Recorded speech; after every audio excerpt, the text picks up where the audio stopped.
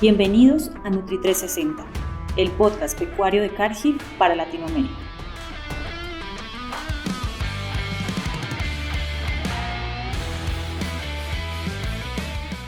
Bienvenidos a un nuevo episodio de Nutri360, el podcast pecuario de Cargill para Latinoamérica. El día de hoy vamos a tratar un tema de relevancia para la producción avícola: las micotoxinas en la avicultura, ¿mito o realidad? Y para este episodio voy a conversar con dos grandes especialistas en la producción avícola. El doctor Miguel Hernández, él ya nos ha acompañado en otros episodios, médico veterinario con una experiencia de más de 20 años en la producción avícola. Y hoy nos acompaña el doctor Francisco Tovar. Él es zootecnista de la Universidad Nacional con maestría en ciencias pecuarias y quien tiene también un amplio recorrido en la producción pecuaria, estrategias de producción, control, mitigación y evaluación de datos. Bienvenidos a este podcast. Gracias por aceptar la invitación. Muchas gracias. Gracias.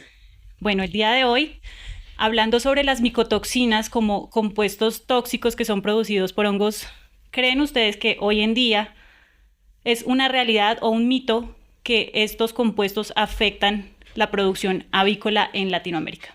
Bueno, no, realmente es una realidad. Las micotoxinas han existido desde hace mucho tiempo. De hecho, hay datos históricos, incluso hasta en el Antiguo Testamento, donde mencionaban algunas contaminaciones de hongos que ocasionaban algo que se llamaba el ergotismo, que provocaba algo así como el calor del infierno, que era un poco de necrosis en extremidades, y eso ocasionaba en seres humanos y en algunos animales la pérdida de extremidades y muchas veces la muerte.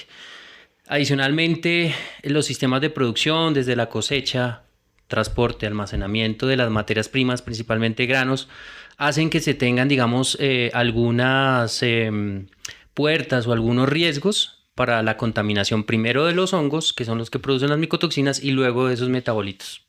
¿Por qué, Francisco, es importante hablar hoy en día de micotoxinas? ¿Cómo impactan estos compuestos al productor y a la producción? Si bien nos decía Miguel que desde hace miles de años, según la Biblia, se han descrito estos compuestos tóxicos producidos por hongos. ¿Cómo impacta la producción?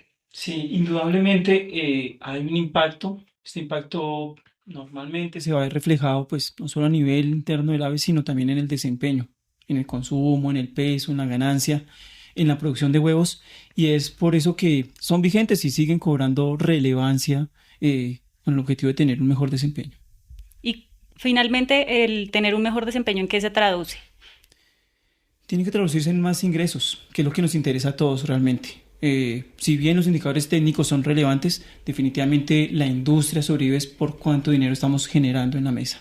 Entonces, definitivamente, al tener un impacto económico, pues debemos hacer algo para controlarlos. Y te interrumpo, lo importante también, digamos, de poder entender y manejar todo este tema es que muchas veces esas pérdidas no son tan tangibles, sino que es plata que se va quedando debajo de la mesa de manera poca, pero que si tú al final cuantificas, es demasiado dinero que estás perdiendo por tener un mal desempeño, por tener, digamos, una mala respuesta inmune en el animal y muchos otros síntomas que pueden ocasionar las micotoxinas. Estos compuestos entonces serían predisponentes a otro tipo también como de afecciones en las aves.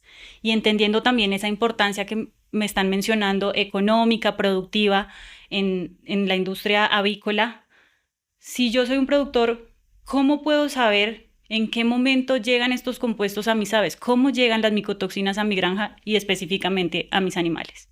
Bueno, las micotoxinas están sí o sí presentes en materias primas de origen vegetal. Como las dietas para aves son en un 100%, en su gran mayoría, provenientes de materias primas de origen vegetal, entonces ahí van a estar siempre presentes. Normalmente uno piensa, venga, el maíz es la fuente primordial donde pueden estar. Sin embargo, también pueden estar presentes en otras materias primas como las soyas y los subproductos de cereales, una harina de arroz, una harina de maíz, una harina de trigo. Entonces, también es entender que no es solo una materia prima per se, sino es un conjunto de materias primas que pueden estar contaminadas y van a estar presentes en nuestro alimento. En nuestras granjas podemos identificar que tenemos un problema de micotoxinas por algunos síntomas o algunos signos que nos dan las aves. Algunos de ellos pueden ser, por ejemplo, rechazo de alimento, cuando estamos afectados por una micotoxina puntual, podemos encontrar lenguas quemadas, que llaman problemas de tránsito rápido, que son lo más visible, digamos, para un productor. Y luego cuando ya hay digamos, una evaluación un poco más profunda que involucre tal vez una necropsia, podemos encontrar otro tipo de síntomas. Por ejemplo, cuando nos afecta la aflatoxina, podemos ver los hígados bastante afectados con problemas de hígado graso, hígados hemorrágicos, etcétera, etcétera.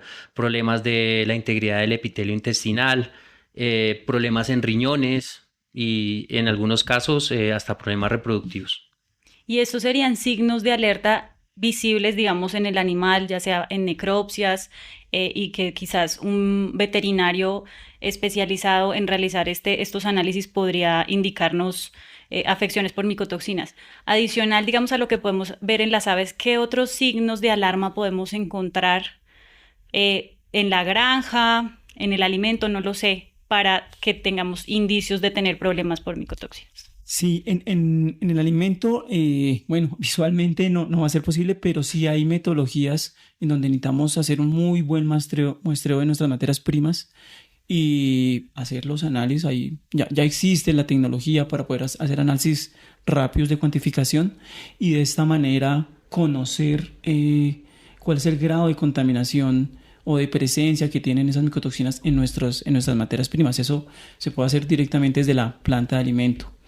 De manera práctica, en una granja, digamos, también algunos signos que puedan dirigirnos hacia un crecimiento, por ejemplo, de hongos. Que el alimento esté mal almacenado, lleno de humedad, que se empiecen a tener zonas o alimento que se calienta o alimento que se enmohece. Eso puede ser unos signos de alarma para, digamos, podernos generar en el futuro un problema de micotoxinas. Ahí lo que estamos evidenciando realmente es el crecimiento o el metabolismo de algún hongo, que a la final es el que produce la micotoxina y que nos empieza a generar los siguientes problemas. Eso se complementa con lo que decía muy bien Francisco de los análisis de las materias primas, que son muy importantes para poder determinar la carga de micotoxinas que está teniendo el alimento. Porque es bueno también decirlo que no hay alimento que esté 100% libre de micotoxinas. De manera natural, siempre hay una contaminación de micotoxinas, ya sea porque se contaminó, en el cultivo, en el transporte, en el almacenamiento del grano o hasta en el mismo alimento completo. Y justamente para allá iba mi pregunta también. Hemos hablado de cómo podemos ver los signos en las aves y cómo llega la micotoxina a mi ave. Pero precisamente andando un poquito el tema, hablamos de los ingredientes y las materias primas que usamos para alimentar las aves y para fabricar pienso, alimento concentrado, como lo llamamos en diferentes lugares de la región. ¿Cómo se contamina un grano? ¿Las micotoxinas siempre van a existir? ¿No se pueden eliminar? ¿Qué es lo que pasa? Bueno, lo que sucede es que hay micotoxinas que sí vienen directamente desde el cultivo. Entonces, dependiendo de las condiciones en las que ha crecido este maíz, por ejemplo, de la temperatura, la humedad, va a ocasionar de que haya una mayor o menor proliferación de ciertas micotoxinas. Sin embargo, hay otras micotoxinas que sí son que vienen desde el almacenamiento. Entonces, como son condiciones distintas, esto hace que tengamos como un abanico de diferentes tipos de micotoxinas. Hay algo importante y que a veces no lo tenemos en cuenta y pensamos que normalmente el maíz que usamos, ese es un maíz que ya viene almacenado. No es un maíz que viene directamente de la cosecha y viene directamente a nuestros hilos para fabricar alimentos, sino que ya viene almacenado. Entonces ahí por varios meses. Entonces ahí también esas condiciones hace que pues tengamos este crecimiento de ciertos hongos distintos. Comprendo. Si nosotros hablamos que existen las micotoxinas en los ingredientes que usamos, ¿hay algún aditivo, tratamiento, herramienta que nos permita prevenir, controlar o mitigar la presencia de micotoxinas o los efectos de las micotoxinas en la producción avícola? Y quizá esta pregunta es bien amplia, ¿no? Porque estoy hablándola como en cuanto a varios frentes en cuanto al tema, ¿no? Pero vamos entonces a dividirlos. Dividámoslo en prevención y en control y mitigación. En cuanto a prevención, ¿qué herramientas, aditivos o hay en hay para esta Antes de iniciar, yo quisiera dar un poco de contexto también con respecto a lo que es la micotoxina como tal y complementando un poquito la pregunta anterior. Es muy difícil que hoy día tengamos un alimento libre de micotoxinas. Eso no va a ser, digamos, en la práctica tan posible. Pero dependemos de algo muy importante y es la calidad del muestreo que mencionaba Francisco. ¿Por qué? Porque la micotoxina no es como la proteína, por ejemplo, el maíz, que se distribuye de una manera uniforme. Es decir, donde yo analice proteína vamos a encontrar los mismos niveles. Es muy diferente a la micotoxina. La micotoxina no se distribuye de manera homogénea, sino que se distribuye de una manera heterogénea. Entonces ahí cobra bastante relevancia un muy buen muestreo y un muy buen diagnóstico. Y ahí poder saber, oiga, mi micotoxina viene desde el cultivo o mi micotoxina viene desde el almacenamiento, porque hay hongos que crecen, digamos, en esas características de manera diferenciada y uno puede, digamos, estimar de dónde viene principalmente la micotoxina. Y desde ahí pueden empezar a venir los procesos de mitigación o de prevención. Y acorde a tu pregunta sobre mitigación, yo creo que ahí pueden haber 3 posibilidades. La primera es cuando llega el maíz, llega la materia prima y estamos almacenándolo en silo, pues es normal el uso de inhibidores de hongos que sean adicionados directamente al silo o a la bodega donde se almacena. Esto es un control directamente en ingredientes. En el grano. En el grano. Uh-huh. El otro es el uso. El otro es que si estamos monitoreando estas materias primas y identificamos que un lote de estas tiene unos niveles muy altos, pues bueno, yo puedo tomar una decisión y decir, venga, este lote, informar primero pues a nutrición, y este lote yo lo puedo separar y desde nutrición generar estrategias que ayuden a no incluirlo en un 100% dentro de la fórmula, sino incluirlo en un menor porcentaje con el objetivo de minimizar o mitigar ese impacto que podamos tener a futuro. Y el último frente, y es uno de los más importantes, y es el uso de atrapantes de micotoxinas, que básicamente pues son arcillas, y de pronto aquí un caso anecdótico, hay unos estudios de varias décadas donde se observaban las guacamayas cómo consumían arcillas de borde de río, y bueno, hay muchas teorías, pero una de esas es que es como un medio para minimizar el impacto de factores antinutricionales cuando ellas consumen semillas y frutos. Y estabas hablando de atrapantes de micotoxinas. Con el relato el relato me lleva a pensar en arcillas, pero ¿qué es un atrapante de micotoxinas? Creo que no tengo claro qué es un atrapante. Bueno, un atrapante o absorbente, como le llaman algunos, es un aditivo, algo que se coloca en el alimento adicional para tratar, digamos, de secuestrar o atrapar las micotoxinas que potencialmente pueden generar algún problema en el animal. Entonces lo que hace la arcilla es unirse, ya sea hay diferentes mecanismos, y tratar de que no se absorba primero por parte del intestino del animal y siga derecho y se excreten las heces y no provoque el daño que pueda provocar, dependiendo del órgano blanco que tenga. ¿Todos los atrapantes de micotoxinas sirven para tratar cualquier micotoxina? La respuesta es no.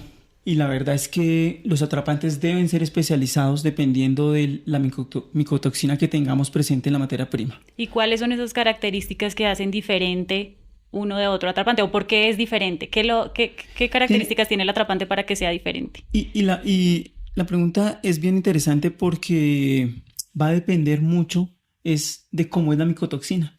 Porque finalmente el atrapante es el que tiene que estar enfocado a cómo es la característica de la micotoxina. Hay algunas que tienen una carga eléctrica, que se llaman polares, y entonces se usan arcillas que tienen esa característica, que pueden vincularse de acuerdo a su polaridad.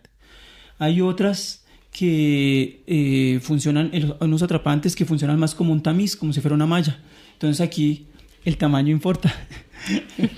En este caso el tamaño importa, el tamaño del atrapante importa. Del poro del absorbente. Sí. Del poro del absorbente. Y es porque la micotoxina pues tiene diferentes tamaños. Entonces, para cierta micotoxina, pues yo busco que en ese tamiz, en esa malla, ella quede ahí adherida. Y otra característica importante de esos atrapantes es la superficie, el área de superficie de acción. Lo que se busca es que sean materiales muy finos con el objetivo de que tener una mayor capacidad de que la micotoxina o una mayor probabilidad de que la micotoxina se adhiera a nuestro atrapante.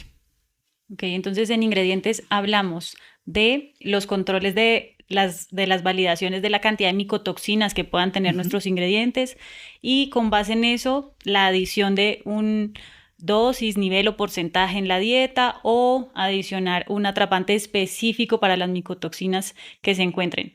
¿Cuántas micotoxinas hay y cuáles afectan principalmente a la avicultura? Bueno, hoy día se conocen más de 400 tipos de micotoxinas y legisladas hoy día tenemos 6 a nivel global. En avicultura realmente digamos como que nos enfocamos en 5. Están básicamente la aflatoxina, que tiene un efecto fuerte sobre el hígado. Tenemos los tricoticenos, que son micotoxinas que afectan principalmente epitelios. Esas son las que causan eso de lenguas quemadas, problemas de integridad intestinal. Tenemos también las fumonicinas, que son micotoxinas muy asociadas con problemas de inmunodepresión o afectar la respuesta inmune de los animales. Y tenemos otra micotoxina que se llama ocratoxina, que está muy asociada con problemas renales. Hay otra que es la seralenona, pero que no es tan importante en aves, aunque hay unos estudios últimamente que la vinculan con algunos problemas reproductivos, sobre todo en reproductoras. Fuera de cámaras, tú mencionabas algo también sobre el tratamiento de los granos. Quizás podrías ahondar un poquito y comentarnos un poquito también ese tema que creo que puede ser una herramienta también en cuanto a la prevención. Y hay algunas compañías que utilizan este tipo de herramientas y es básicamente hacer una prelimpieza del grano, porque como mencionaba Francisco, muchas veces los granos que consumimos en nuestros países son granos que vienen de importación, básicamente de Estados Unidos, de Brasil, que digamos han durado algún tiempo almacenados y pueden tener digamos algunas características que no los hacen ideales para la utilización en la alimentación animal. Entonces lo que uno puede emplear es ese tipo de prelimpiezas del maíz. En algunos que tienen mayor tecnología los llaman mesas densimétricas, que lo que hacen es separar los granos enteros del polvillo, digamos del grano partido y de las impurezas. De la mazorca. Ok. Y adicional a esto que estás diciendo y volviendo y retomando un poco el tema específico de las micotoxinas, son 400 de relevancia 6 en avicultura específicamente. Entiendo que hay herramientas adicionales, más allá también de los aditivos que hemos hablado, de estos procesos mecánicos, con los cuales podemos hacer un control de las micotoxinas que llegan, porque podemos recibir diferentes ingredientes, ¿cierto? Granos de cereales, maíz, contaminados con micotoxinas.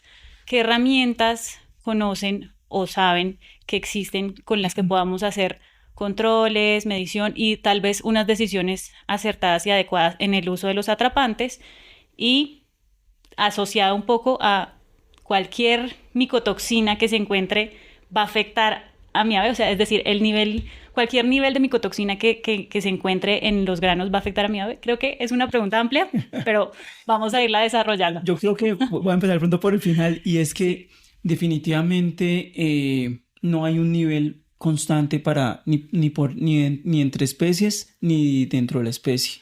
Definitivamente los animales más jóvenes son más susceptibles, entonces esperamos ahí tener, cuando hay unos niveles más bajos, ya el animal empieza a tener un daño, a tener un efecto, y ya los animales adultos tienden a tolerar un poco mejor unos niveles más altos. Pero definitivamente hay unos rangos, hay unos límites de afectación, por decirlo, que van a variar entre la fase productiva y también entre especies. Sí, y definitivamente, digamos, encontrar lo que yo les decía, que no se distribuyen de manera homogénea. Encontrar tal vez una sola no quiere decir que las otras no estén. ¿Y por qué esto es importante? Porque las micotoxinas generalmente tienen algo que se llama sinergia, es decir, que unidas hacen la fuerza, es decir, Juntos tienes somos más. juntos somos más, entre más micotoxinas tengas afectando tu alimento, Sí. es probable que tengas mayor predisposición a tener problemas en campo. ¿Por qué? Porque tienen diferentes mecanismos de acción que se van complementando y deterioran definitivamente los resultados o técnicos en los animales. Pero de pronto, retomando tu pregunta desde el inicio, esta vez, creo que va más hacia, oiga, cuando ya tengo el problema en campo, ¿qué puedo hacer? Definitivamente ahí hay que tomar medidas terapéuticas tratando de mitigar lo que ya está dañado. Y uno de esos principalmente es el hígado. Entonces podemos usar productos hepatoprotectores. Tenemos dañada la integridad intestinal, podemos utilizar herramientas o aditivos como por ejemplo aceites esenciales, ácidos orgánicos, postbióticos, que nos ayuden a recuperar un poco ese equilibrio en el ecosistema intestinal. Y Sí, sin embargo, Miguel, definitivamente las afectaciones, como vos mencionaste al principio, que se dan en el ave, pues la verdad es que son muy generales, ¿no? No es una decir, venga, es que ahí, si yo tengo un daño en hígado o en el intestino, ya tengo micotoxinas. Y yo creo que ahí es donde tenemos que ir y hacer mucho énfasis, y es que no es un diagnóstico tan diferencial. Realmente hay una amplia gama de factores que pueden generarnos la misma sintomatología. Entonces, hay que hacer un trabajo muy fuerte desde campo para poder identificar de manera correcta. Además que hoy día en la producción animal tú no encuentras una patología, casi nunca encuentras una patología sola. Tienes un complejo. Ujú. Lo que llaman un complejo es lo que nadie puede explicar.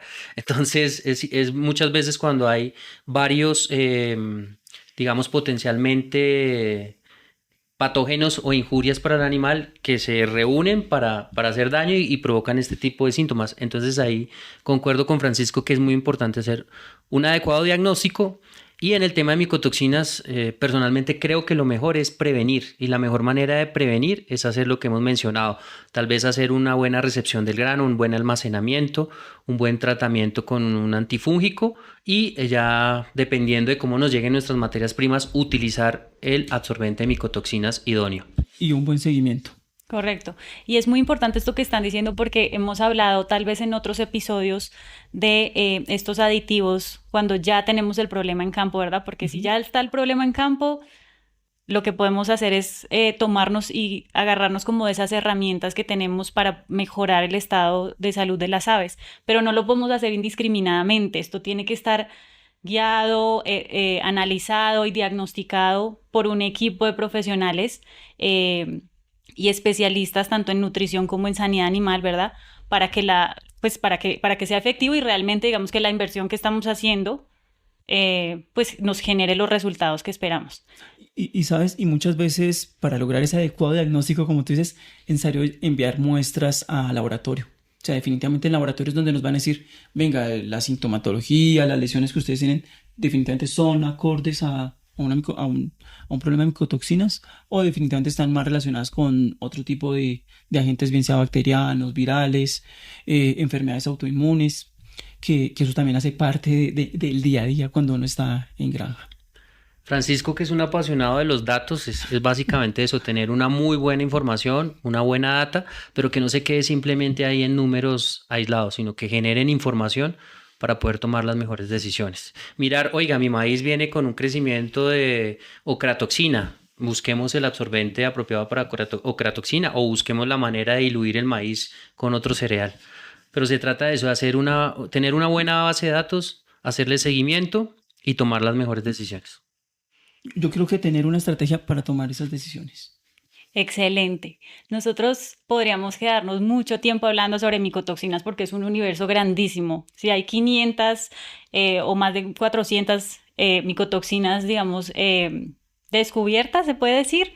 Creo que ni siquiera hemos llegado como al tope, ¿verdad? Siguen apareciendo más, hay mucha información, por eso seguimos hablando de este tema año tras año y por eso sigue cobrando relevancia además porque es un compuesto que le abre la entrada también a otras enfermedades, ¿cierto? Y todo funciona, como decía Miguel, como un cóctel que juntos somos más y es importante estar y tener claras las medidas de prevención antes que las de mitigación, pero claramente tener las herramientas para cuando esto se presente en la granja poder hacer que esto sea o que tenga el menor impacto posible en nuestra producción. De acuerdo.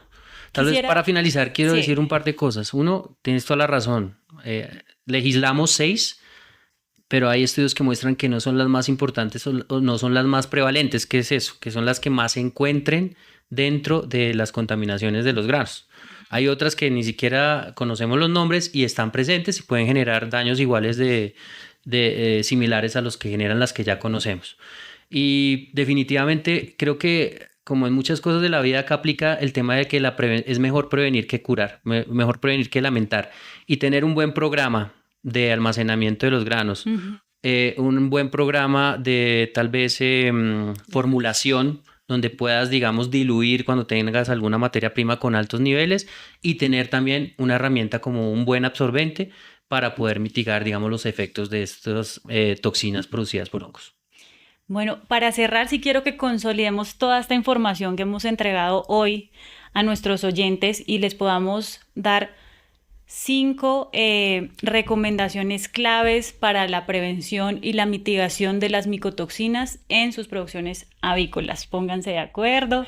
Yo creo que primero lo que no se mide no se sabe. Entonces primero tenemos es que medir, saber qué está pasando con esas materias primas, no confiarnos en torno a ello, sino tener un número, un dato. Segundo, una estrategia.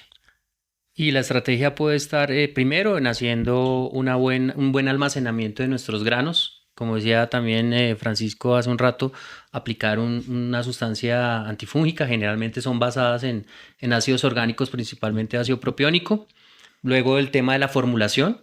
En nuestra formulación poder, digamos, tener la posibilidad de diluir materias primas que vengan con alta carga de micotoxinas y ojalá tener como nutriente las micotoxinas para poder controlar la cantidad final que va en el alimento. No la que tienen las materias primas, sino la cantidad final que va en el alimento.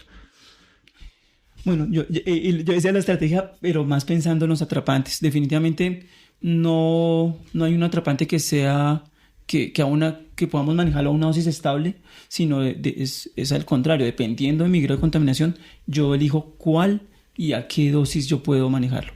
Esto, pues, el objetivo es tener una mayor rentabilidad, no dejar cosas de manera fija, sino pues tratar de ser un poco más eficiente. Flexibles. Sí, un poco más flexibles y eficientes económicamente también. En el uso de este tipo de aditivos. Teniendo, digamos, esa estrategia preventiva de un buen absorbente también, dependiendo de la data que ya hemos tenido y de la mezcla de materias primas.